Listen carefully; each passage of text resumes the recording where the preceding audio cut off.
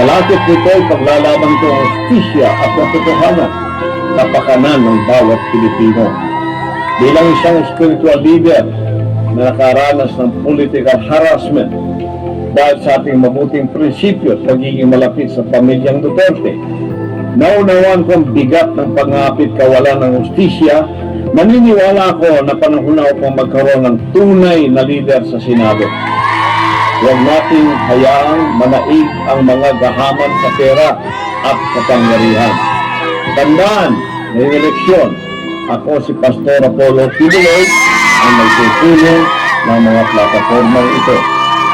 Death penalty sa mga korap ng barangay magnanakaw, tuluyang pagsugpo sa salot na droga at CPP-NP, NDF, tagapagtanggi ng mga mamamayan laban sa abuso ng gobyerno, makakalikasan, kalinisan, ay kagandahan at kalusugan. Linisin natin ang Pilipinas mula sa mga kurap at magnanakaw. Pagandahin natin muli ang Pilipinas at payabungin ang mga halaman, bulaklak at mga puno sa kapaligiran. Isulong rin natin ang National Superhighway System sa bansa na mapagkakabit-kabit ang bawat isla at pulo upang maging madali ang transportasyon ng mga kalakal at serbisyo para sa bawat Pilipino. Ayusin natin ang Pilipinas. Gawin natin first world country ang bansa. Hindi imposible iyan. Simulan natin ngayong eleksyon.